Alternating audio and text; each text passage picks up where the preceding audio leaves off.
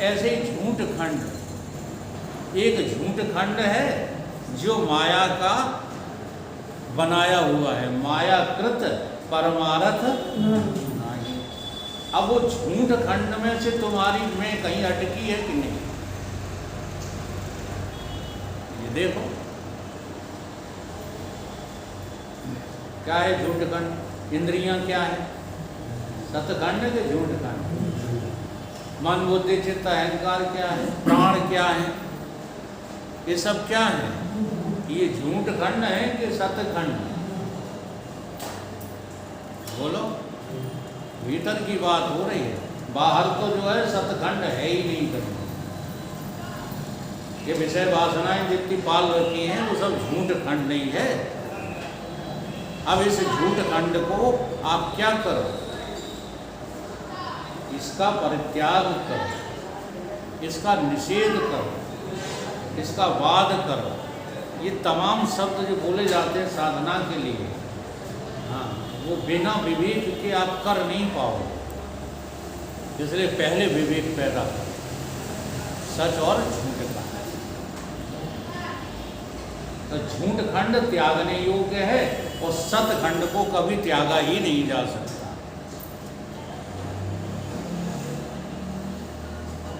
जड़ चेतन गुण दोषमय विश्व कीन करता है।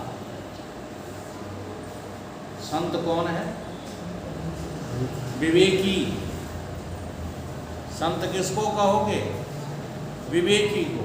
संत हंस गुण गाहे पाए। अब यहाँ बहुत बारीकी जो है अर्थ है उसको लोग नहीं लगाते और चौपाई दोहा गाते रहते। यहाँ 4 चीजें कही हैं। क्या कही है? गुण, जड़, चेतन। अच्छा, गुण दोष का ही वर्णन करना होता स्वामी जी को, गोस्वामी जी को, तो जड़ चेतन का नाम क्यों लेते? बोलो, इतना गहरा चिंतन कोई करता है? रामायण याद सब करते हो और हमें रामायण याद करने में दिलचस्पी तभी से खत्म हो गई जब हमारे गुरुदेव ने ये कह दिया था कि राम नाम उसमें सत्य है, बाकी पूरी रामायण झूठी है। पूरी रामायण क्या है? झूठी। ऐसे ही हर पुराण है।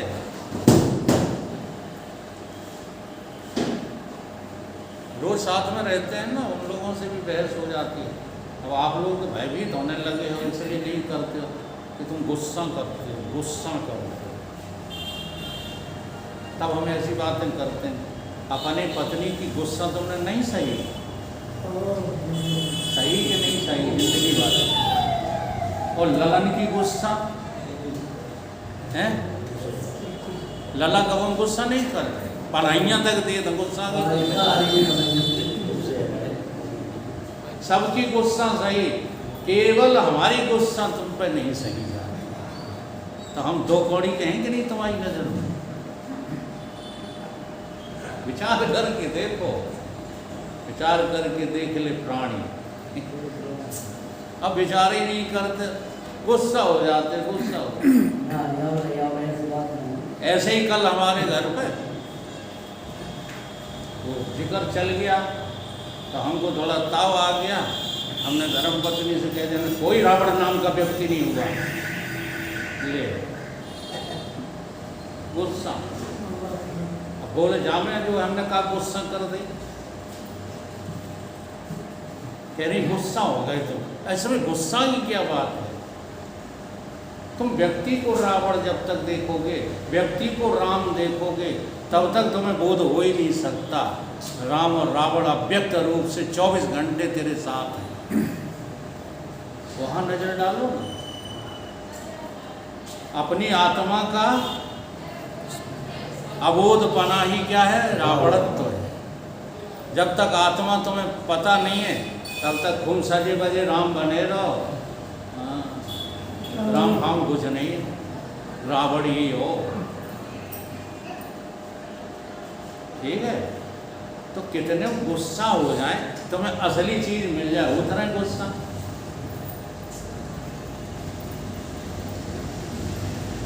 उदाहरण एकलव्य का दोगे, गुरु द्रोणाचार्य को खुश करने के लिए क्या दे दिया? अंगूठा काट के दे दिया, जिस अंगूठे से उसने सारी जिंदगी की विद्या अर्जित की थी, तो वही काट के दे दिया। ठीक है, और तुम पे गुस्सा तक नहीं सही जाती है। हम दे ही रहे हैं, तुमसे कभी ले तो रहे नहीं। अच्छा, गुस्सा में दे दें तो कहा माता जी पोत रही थी, उन्हें गुस्सा आएगा, उन्हें पोत ही दो फेंक के। तो संत का बोले कि चलो देने की आदत तो कछु पड़ी कुछ दिया तो हम हंस के दें, रोए के दें, गाय के दें या गुस्सा में दें, तुम्हें तो लेने से जो है मतलब रहना चाहिए। गुस्सा हो गए, इसलिए खुलकर बात किया करो, खुल करके। कोई गुस्सा फुस्सा का, अरे गुस्सा हो जाएंगे तो हम 2 रोटी जो है घरे जाएंगे, ज़्यादा खा लें और क्या है। कुछ आ रही बात समझ में मैं क्या कह रहा हूँ? तो यहाँ जिसको जानने के बाद फिर किसी को जानने की जरूरत नहीं रहती, ऐसा कोई तत्व मैंने जाना क्या, सचखंड मैंने जाना क्या। तो जहाँ तक माया है, जहाँ तक अज्ञान है, वहाँ तक झूठ खंड है कि नहीं? अब उसमें ईश्वर भी आते हैं, उसमें जीव भी आता है, उसमें देवी देवता भी आते हैं, सारा जगत पसारा हुआ सब आ जाता है। ये सब झूठ खंड है। अब इस झूठ खंड का अगर आप परित्याग कर सकते हो तो आप चेतन हो, जड़ चेतन। अब वहाँ गोस्वामी जी ने 2 नाम इसलिए लिए कि गुण का नाम चेतन है और दोष का नाम जड़। ये समझाने के लिए 4 बातें कही। वहाँ 4 का जिक्र नहीं है, जिक्र 2 ही का है, जड़ का और सबसे बढ़िया ग्रहण क्या करना है? चेतनत्व। चेतनत्व को ग्रहण करना है और जड़त्व ही दोष है। जब जहाँ तक जो है माया है, जहाँ तक अज्ञान है, वहाँ तक सबका सब झूठ खंड है। और इसके बाद जो तुम्हें मिलेगा उसका नाम है क्या? सचखंड। और उसी सचखंड में हमको प्रवेश करना है। और वो प्रवेश जब हो जाता है तो झूठ खंड का फिर पता, फिर कुछ जानने की आवश्यकता ही नहीं है। कुछ जानने को ही नहीं रहता, उसे ही तुम क्या जानो? ब्रह्म जानो। तद ब्रह्मेत अवधारियेत। ऐसा जिसके जानने से हो जाए उसी को तुम ब्रह्म समझो। अब ये कहा है कि उसी को तुम ब्रह्म समझो और उसी को क्या करो? धारण करो, अवधारित। ये शब्द जो है लक्ष्य से पकड़ना बड़ा कठिन है। उसके लिए हम आपको जो है यहाँ जगत को धारण करने की बातें बताते हैं। आपने ये कपड़े धारण किए हैं कि नहीं? किसमें किए हैं? देह में। ठीक है, ऐसे ही पीछे बढ़ते जाओ, ऐसे पीछे बढ़ते जाओ। अच्छा, शरीर को किसमें धारण किया है? कपड़े देह में धारण किए। तो ये देह भी तो कपड़ा ही है, इसको किसमें धारण किया? किए हो धारण? हाँ, शरीर केवल तुम धारण किए हो। शरीर नाम की कोई स्थायी चीज नहीं है। तुमने धारण कर रखा है स्थूल शरीर। किसमें? सूक्ष्म शरीर में। क्यों? क्योंकि स्वप्न में तुम्हारा स्थूल शरीर रहता ही नहीं। फिर जब आते हो जागृत में तो फिर इसको धारण कर लेते हो। जैसे हम पैंट शर्ट जो घर जा कर के उतारेंगे कि नहीं उतारेंगे, और फिर जब घर से चलेंगे तब फिर धारण करेंगे। तो ये कोई बुरी बात तो नहीं है। हैं? तो ऐसे ही तुम शरीर को सूक्ष्म शरीर में धारण किए हो। सूक्ष्म शरीर को काय में धारण किए हो? अज्ञानता से धारण किए हो, नहीं किए हो। नहीं तो सूक्ष्म शरीर और स्थूल शरीर आत्मा में है कि नहीं? आत्मा में है नहीं। ठीक है। अब ये सब धारण करने के लिए एक श्लोक गीता में दिया गया, इंद्रियों से मन परे, मन से परे बुद्धि, देह से इंद्रिय परे, इंद्रियों से मन परे और मन से परे ये बुद्धि है। ठीक है। और बुद्धि से भी परे। अब यहाँ गड़बड़ है, बुद्धि से परे है आत्मा, श्लोक कहता है। इसलिए अर्जुन आत्मा सबसे अधिक बलवान है।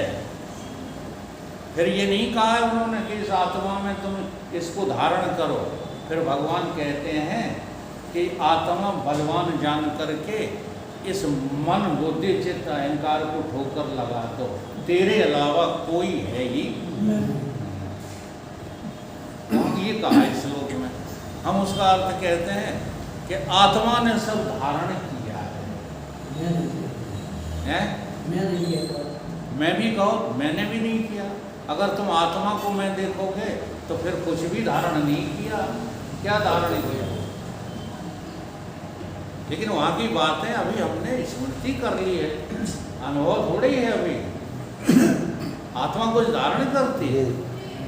अगर आत्मा धारण करेगी तो विकारी नहीं हो जाएगी।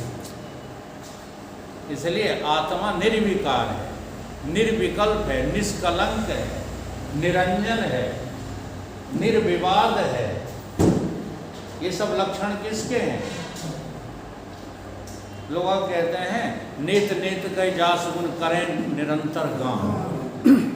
कभी परमात्मा का गान ही नहीं करते, तो माया का गान करते रहते। परमात्मा का गान करो तो परमात्मा के गान में परमात्मा के जो लक्षण हैं, हाँ, उनको सुनो, उन्हें सुनाओ। उसका नाम सत्संग है। सत्य की चर्चा क्या है? अब कहानी किससे होते रहते हैं, बड़े बड़े प्रवचन होते रहते हैं, और ऐसे ऐसे बोलने वाले भी कहते हैं मंत्र मुग्ध कर दिया उन्होंने तो मुझे, इतना बढ़िया प्रवचन दिया कि हमारा 1.5 घंटा पता नहीं लगा। काय में मंत्र मुग्ध कर दिया। निर्वग माया के गुण गाते रहे, किसी को रुलाना, किसी को हंसाना। ये तो नचना कूदना भी जानते हैं। हाँ, महमूद नाम का एक कलाकार है, बाकी फिल्म देख लो, आज भी हंस हंस के पेट फूल जाएगा। तो ये हंसाने, नचाने, गवाने वाले ये प्रभु की चर्चा करते हैं। आत्मा की चर्चा, गुणगान होती है। प्रभु के गुणों का गान क्या है? करें निरंतर गुणगान। शारद शेष महेश विद आगम निगम पुराण, नेत नेत कह जास गुण करें निरंतर गान। उस तत्व के, उस परम तत्व के गुणों का गान करते रहते हैं, लेकिन माया को निषेध करते जाते कि माया के गुणगान करते रहते। आज क्या चल रहा है? माया का निषेध है। नेत नेत का मतलब माया का निषेध। हाँ, नेत नेत का यही अर्थ है। कुछ आ रही बात समझ में? हाँ, तो हम जो है आत्मरूप से कुछ भी अवधारण नहीं करते। जो कुछ अवधारण करती है बुद्धि, इस गहराई को समझो। बुद्धि ने मन को अवधारण किया, मन सहित इंद्रियों को अवधारण किया, इंद्रियों सहित विषय को, विषय सहित सारे संसार। ये किसने धारण किया है? बुद्धि ने। इसलिए इस बुद्धि से सब निकाल दो। निषेध माने इस बुद्धि में जो कचरा भरा पड़ा है। अब तुम्हें ये कचरा नहीं लगता।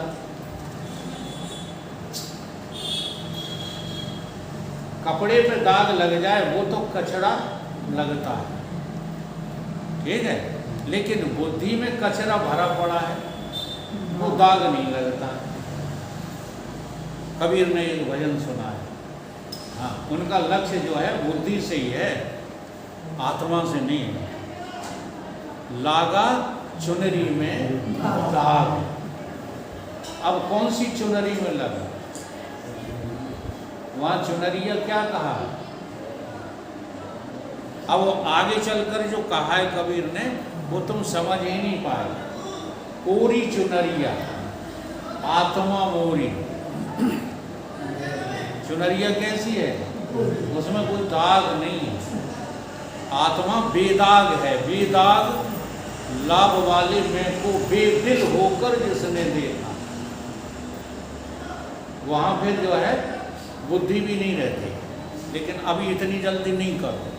पहले आप अपनी बुद्धि के द्वारा बुद्धि का कचरा निकालने की साधना करो। ये इंद्रियों के द्वारा देखा गया, सुना हुआ, ये सब क्या है? कचरा है। ये मन में जो तुम धारण सब किए हुए हो, ये सब क्या है? मन की मान्यताएं, ये सब कचरा। ये खूंटे गड़े हुए हैं लोगों के, और उसी खूंटे को थोड़ा हिला दो तो वो बिलबिल आ जाते हैं। हाँ, ले इन ध्यान की आलोचना कर दो। अच्छा, आप ही बताओ, ध्यान किसको कहते हैं? ध्यान किसको कहते हैं? ध्यान करने में एक ध्याता होता है, एक ध्येय होता है, और एक क्रिया ध्यान होती है। ये तीन होते हैं, और जिसमें तीन होते हैं उसमें माया मौजूद है कि नहीं है? तीनों गुण मौजूद है। बोलो। तो ध्याता ध्यान ध्येय जब तक है तब तक तुम ध्यान कर पा रहे हो। अब ध्याता और ध्यान और ध्येय जिस सत्ता से सत्तावान हो रहे हैं, उस सत्ता का अपनी बुद्धि में ख्याल करने का नाम ध्यान है। अब वो ख्याल में आता नहीं। ख्याल माने ध्यान। मन तू ज्योति स्वरूप है, अपना मूल पिछाड़। अब उसको तो जो है कभी ख्याल में लाते नहीं। हमने उनसे ये भी पूछा क्या क्या दिखाई देता है? ये बड़े बड़े चमत्कार दिखाई देते हैं। अब जो चमत्कार दिखाई देते हैं वो सब नासी हैं कि अविनाशी हैं? तो वो ख्याल कहाँ हुआ? वो ध्यान कहाँ हुआ? वो तो ऐसे ही ध्यान हुआ जैसे संसार का ध्यान करते। हुआ कि नहीं हुआ? लेकिन मन को एकाग्र करने के लिए वैसा ध्यान भी कराया जाता है, हम उससे मना नहीं कर रहे। लेकिन उसका नाम, जी हाँ, योग दर्शन में ध्यान नहीं है। ध्यान उसी को कहते हैं जब सारे ध्यान हट जाएं और अपना ध्यान आ जाए। तो पहले बुद्धि के द्वारा आप सारा कचरा साफ करो। मन में आया हुआ कचरा साफ करो, मन को हटाओ। मन के संकल्प विकल्प भी बुद्धि के द्वारा ही हटाए जाते हैं। अब बुद्धि का निश्चय भी बुद्धि के द्वारा किया जाता है। ठीक, यहाँ तक जब साधना पहुँच जाए, अब क्या शब्द आया है? ब्रह्म तत् ब्रह्म अवधारियेत। अब खाली हो गई बुद्धि। क्या हो गई? साफ। अच्छा, मैदान साफ पड़ा। जब मैदान साफ पड़ा, कोई नहीं है मैदान में। अब हवाई जहाज उतर आए तो कोई घाटा है? एक्सीडेंट होगा? बोलो। रॉकेट उतर आए तो एक्सीडेंट होगा? कहीं तो उतरते ही होंगे। बस ऐसे ही जब बुद्धि साफ होती है तो वो जो ब्रह्म जिसका लक्षण यहाँ सब बताया गया, वो उस बुद्धि में उतरते ही बुद्धि का सफाया हो जाता है, ब्रह्म है। इसका नाम क्या है? ब्रह्मबोध। ब्रह्मबोध के बाद बुद्धि कैसी हो गई? बन कारण फूले बन राय और फल पाए बिनसी। अब बुद्धि की जरूरत समाप्त हो गई। अब आप जब भी व्यवहार में उतरेंगे तब इस उपकरण को झूठा, उपकरण में आए हुए व्यवहार को झूठा और सारे संसार को झूठा समझ करके व्यवहार कर लेंगे। खाते हुए, पीते हुए, करते हुए, चलते हुए, देखते हुए, सब कुछ करते हुए ज्ञानी क्या कर लेता है? इस संसार में वर्त लेता है और किसी को छूता तक सर्वनिवासी सदा तले पा तोरे ही संग संगाई, काहे रे तू बाहर भोजन। ये रहस्य है आज के इस श्लोक का। तीनों बातें याद रखो। जिसे जानने के बाद कुछ जानना शेष नहीं रहता, जिसको पाने के बाद कुछ पाना शेष नहीं रहता, और जिसको देखने के बाद कुछ भी देखना शेष नहीं रहता, उसका नाम है ब्रह्म। वो ब्रह्म तत्व में ही ऐसा बुद्धि में उतर जाना। बोलिए सतगुरु।